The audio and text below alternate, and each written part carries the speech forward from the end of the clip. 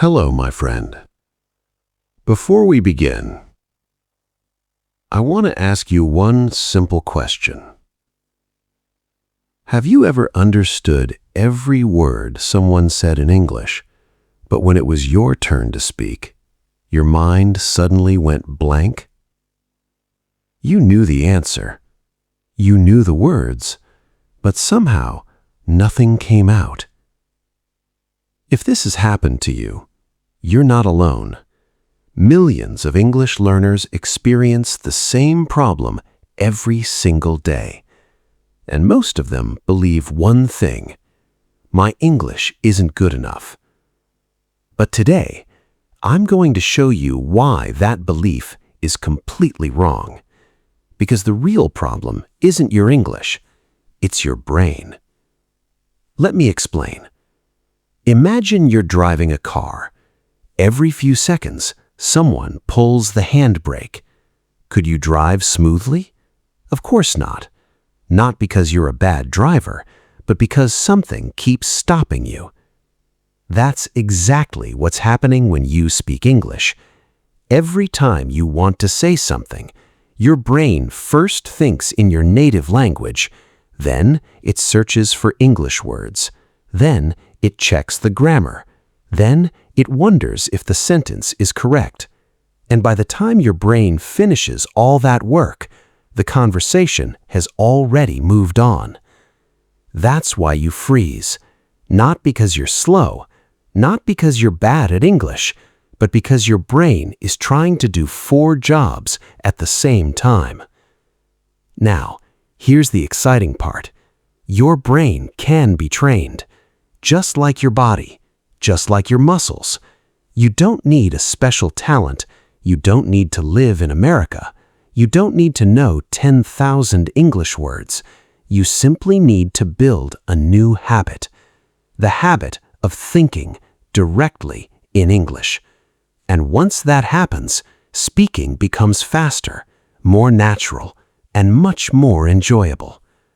Today, I'll show you exactly how to train your brain to do that, not with difficult grammar, not with endless vocabulary lists, but with 5 simple habits that you can start using today.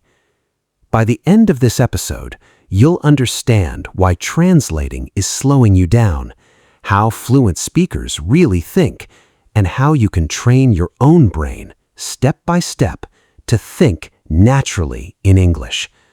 So, take a deep breath, relax, and let's begin your journey to thinking in English. And now, let's begin our first lesson. Now, let me ask you something. Have you ever noticed that you can understand an English movie, but when someone asks you a simple question, your mind suddenly becomes quiet? Why does that happen? Is your memory bad? Are you not intelligent enough? Not at all. The real reason is much simpler. Your brain is doing something that it was never designed to do quickly. Think about this. Imagine you have a friend standing next to you. He asks, "What did you do today?" You understand every single word, but instead of answering immediately, your brain starts a hidden process. First, it creates the answer in your native language. Then, it searches for English words. Then, it checks the grammar. Then, it wonders, is this sentence correct? What if I make a mistake? What if people laugh at me? All of this happens in just a few seconds. But during those few seconds, the conversation has already moved on, and you feel left behind. Now here's something interesting. Children don't learn language this way. A child doesn't translate. A child simply connects words with experiences. When a child sees water, they hear the word water again and again and again. Eventually, their brain no longer needs to think. The word becomes automatic. This is exactly how fluent English speakers think. They don't translate. They recognize patterns. When someone says, "How are you?" Their brain doesn't search for grammar. It simply responds, "I'm doing great. I'm a little tired. I'm excited." The answer appears almost instantly, not because they're smarter, but because their brain has repeated those patterns thousands of times. Now, let me tell you about someone. Let's call him Alex. Alex had been studying English for almost 5 years. He watched videos, he learned grammar, he memorized hundreds of vocabulary words. His notebook was completely full. But one day, his company invited an American client to a meeting. Everything was going well until the client smiled, looked at Alex, and asked, "So, what do you think?" Alex knew the answer. He had the idea. He even knew most of the English words. But suddenly, his mind froze. 5 seconds felt like 5 minutes. Finally, he quietly said, "I agree." That was all. Later that evening, Alex felt disappointed. He asked himself, "Why couldn't I speak? I've studied English for years." The answer wasn't grammar. The answer wasn't vocabulary. The answer was habit. His brain had practiced translating for years. It had never practiced thinking directly in English. And that changes everything. Because habits can be changed. Once Alex understood this, he stopped trying to memorize more words. Instead, he trained his brain differently. Every morning, he described his room in English. Every afternoon, he spoke to himself for 1 minute. Every evening, he repeated short English conversations aloud. At first, it felt slow. Sometimes he forgot words. Sometimes he made mistakes. But something amazing happened. After a few weeks, his brain stopped searching so much. English started appearing faster and more naturally. Not perfectly, but naturally. And that's the goal. Not perfection, progress. Because fluency isn't built by knowing everything. It's built by repeating simple things until your brain no longer needs to translate. So before we move to the first practical exercise, remember this one sentence. Your brain is not fighting against English. It is simply following the habits you taught it. The good news? Today, we begin teaching it better habits. Now, let's stop talking about the problem and start training your brain. Because understanding the reason is only the first step. Real change begins when you take action. And the first exercise is much easier than most people imagine. It's called thinking in small pieces. Most English learners make one big mistake. They try to think in complete paragraphs. They want perfect grammar, perfect vocabulary, perfect pronunciation before they say even one sentence. That creates pressure, and pressure creates silence. Instead, let your brain think one small idea at a time. Imagine you just woke up. Don't think, "Today I have many things to do because I need to finish my work before 5 o'clock." That's too much. Instead, break it into simple thoughts. I'm awake. I'm tired. I need coffee. Today will be busy. 4 simple thoughts. 4 simple English sentences. No translating, no pressure. Now, imagine you're walking outside. Look around. Don't analyze, just observe. The sky is blue. I hear birds. That car is fast. It's a beautiful morning. Notice something. None of these sentences are difficult, but together they are training your brain to think directly in English. Here's something interesting. Your brain doesn't become fluent by learning difficult words. It becomes fluent by repeating simple patterns thousands of times. Think about athletes. A basketball player doesn't practice impossible shots on the first day.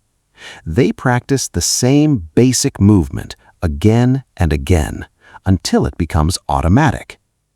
Language works exactly the same way. Now, I want you to try something right now. Look around your room. Choose 5 objects. Maybe your phone, your chair, your desk, a bottle of water, a window. Now describe each one using only simple English. My phone is black. This chair is comfortable. The window is open. I need some water. My desk is clean. That's it. Nothing complicated, but every sentence is building a new habit inside your brain. And over time, those habits become fluency. Now, let me tell you about Emma. Emma believed she needed thousands of English words before she could speak confidently. So every day, she memorized long vocabulary lists. But every time someone asked her a question, she became nervous. One day, her teacher gave her a challenge. No new vocabulary for 1 week. Emma was surprised. Instead, she had to use only words she already knew. She described her morning, her family, her food, her job, her dreams, again and again. At the end of the week, something unexpected happened. She wasn't using more words, she was using the same words much faster. Because confidence doesn't come from knowing more, it comes from using what you already know. And that's exactly what we're building today. In the next part, I'll show you one simple technique that can completely change the way your brain processes English. It's called shadow thinking, and it may become the most powerful habit you've ever used. Now, let me show you one of the most powerful techniques for training your brain. It's called shadow thinking. Maybe you've heard about shadowing before. Most people think shadowing simply means repeating what another person says. And yes, that's part of it. But today, I want to teach you something even more powerful. Instead of only copying words, you begin copying the way fluent speakers think. Here's how it works. Listen to one short English sentence. Don't pause to translate. Don't stop to analyze grammar. Simply repeat it immediately. For example, listen to this. I'm looking forward to the weekend. Now, repeat it. Again. I'm looking forward to the weekend. One more time. Notice what happened. You didn't have time to think in your native language. You simply copied the English pattern. That's exactly what your brain needs. Here's another one. I forgot my keys this morning. Repeat it. Again. I forgot my keys this morning. Excellent. Now try this.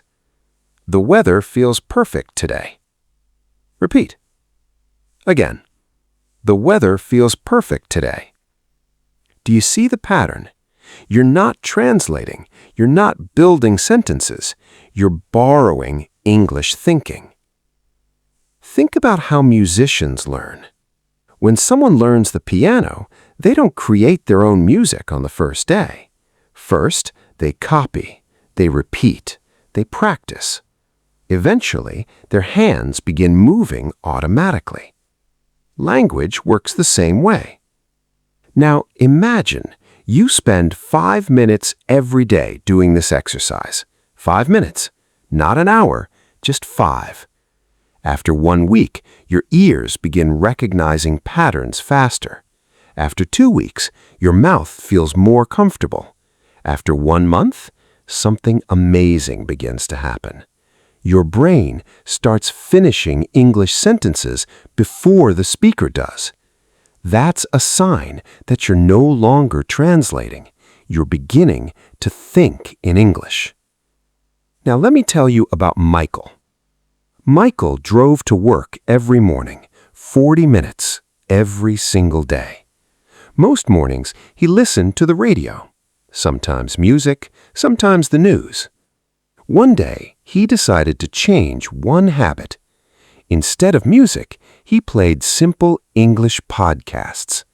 At first, he almost understood nothing. He wanted to quit, but he kept listening, every morning, every evening.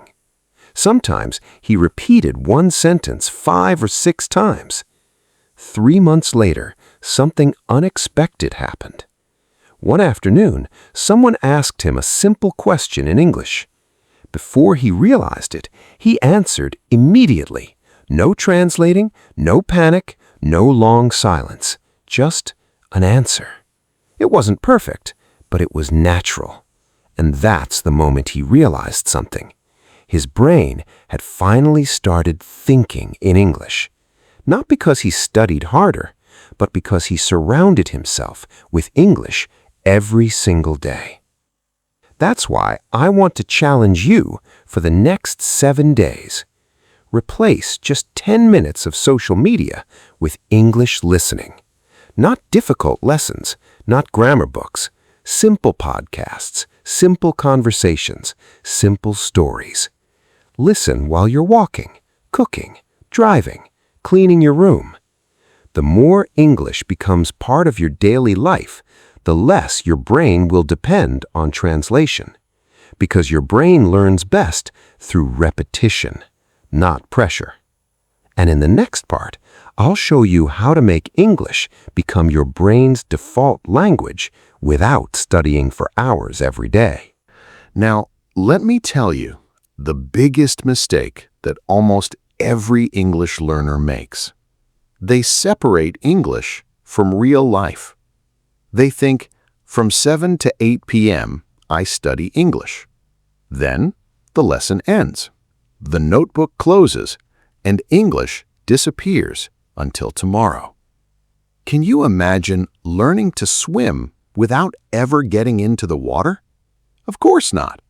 You learn by being in the water. English works exactly the same way. You don't become fluent during 1 hour of study. You become fluent by living with English throughout your day. Think about your morning. The moment you wake up, don't reach for your phone immediately. Instead, say 3 simple sentences. Good morning. I feel rested. Today is going to be a great day. That's less than 10 seconds, but you're already teaching your brain to begin the day in English. Now, imagine you're brushing your teeth. Describe what you're doing. I'm brushing my teeth. The water is cold. I need to hurry. Simple, natural, useful. Then, while you're making breakfast, keep talking. I'm making coffee. The eggs smell good. I'm hungry. I'm ready for work. You don't need perfect English. You need active English. Now, let me ask you something. How many times do you unlock your phone every day? 20? 50? Maybe more than 100 times? Every time, your phone becomes a tiny English lesson. Read notifications in English. Change your phone language to English. Read simple headlines. Small habits create big results. Here's another exercise that changed my own students. At night, before you sleep, don't scroll social media for 30 minutes. Instead, ask yourself one question. What happened today? Then answer in English. I worked all day. I met a friend. I learned something new. I'm grateful for today. That's enough. Notice something. You're using your real life, not textbook examples. Real experiences are easier for your brain to remember. Now, let me tell you about Sarah. Sarah believed she was too busy to improve her English. She worked 9 hours a day. She had a family. She had responsibilities. She thought, I don't have time. But one day, she realized something. She wasn't missing time. She was missing small moments. So she made 5 tiny changes. She listened to English while making breakfast. She described her drive to work. She thought in English while waiting in line. She spoke to herself for 2 minutes before bed. And every Sunday, she recorded a 5-minute diary in English.